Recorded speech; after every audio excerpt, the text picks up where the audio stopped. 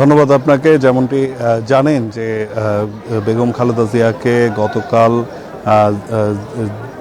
বিএনপির প্রতিষ্ঠাতা অর্থাৎ শহীদ রাষ্ট্রপতি জিয়াউর রহমানের সমাধির পাশেই কিন্তু তাকে সমাহিত করা হয়েছে। আমরা ঠিক তার সেই জায়গাটাতেই রয়েছি। জিয়া উদ্যানে কিছুক্ষণ আগেই সর্বসাধারণের জন্য উন্মুক্ত করা হয়েছে এবং এখানেই কিন্তু আমরা ভেতরে প্রবেশ করেছি। আমরা দেখেছি যে দলের শীর্ষ নেতা যারা রয়েছেন তাদের তেমন কাউকে না পেলেও আমরা লুৎফুজ্জামান বাবর তিনি এখানে এসেছিলেন এবং বেগম জিয়ার মাজারে আসলে তিনি এখানে এসে অবস্থান নেন এবং এখানেই কিন্তু তিনি বেগম জিয়ার কবর জিয়ারত করেন, তার আত্মার মাগফিরাত কামনা করেন। এছাড়াও কিন্তু সকাল থেকে আমরা লক্ষ্য করেছি যে দলের বিভিন্ন নেতাকর্মী যারা রয়েছেন তারা কিন্তু এখানে আসেন এবং এখানে এসে তারা সকাল থেকেই যেই সড়কটি ছিল জিয়া উদ্যানে প্রবেশের সেই সড়কগুলো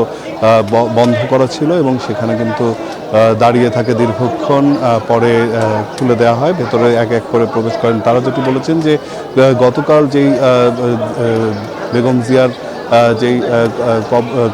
বেগম জিয়ার যেই জানাজা অনুষ্ঠিত হয়েছে সেখানে তারা অংশগ্রহণ করেছেন এবং তৃণমূলের নেতারা আজ বাড়ি ফেরার আগে বেগম জিয়ার এই কবরটি আসলে জিয়ারত করতে এখানে এসেছেন এবং এবং সেই কবরটি আসলে জিয়ারত করে তার আত্মার মাগফিরাত কামনা করবেন এমনটি কিন্তু বলছেন তারা। এবং আরেক পাশে কিন্তু তার আত্মার দোয়া কামনায় কিন্তু কোরআন তেলাওয়াত অনুষ্ঠিত হচ্ছে এবং লুৎফুজ্জামান বাবর তিনি এখানে এসেছিলেন এবং এখান থেকে তিনি নিজ উদ্যোগে, তিনি যেটি বলেছেন যে দলীয় কোনো সিদ্ধান্ত নয়, তিনি নিজ উদ্যোগে এখানে এসেছেন এবং এখানে এসেই কিন্তু তিনি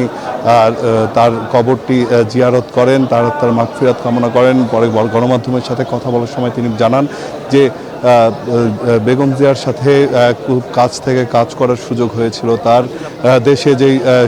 সন্ত্রাসী দমনের ক্ষেত্রে র্যাব গঠন করার জন্য বেগম জিয়াই নির্দেশ দিয়েছিলেন এবং তার নির্দেশ মোতাবেকই কিন্তু র্যাব গঠন করা হয়েছিল। তবে সেই র্যাবকে কিন্তু কখনোই তারা কাজে রাজনৈতিক উদ্দেশ্য হাসিলের কাজে কিন্তু ব্যবহার করেননি তার বিএনপি এবং তারা কিন্তু সন্ত্রাস দমনের জন্য যেই উদ্যোগটি নিয়েছিল সেটি কিন্তু তারা পূরণ করেছেন, সেই লক্ষ্য তারা পূরণ করেছেন বলেই কিন্তু জানিয়েছেন। এবং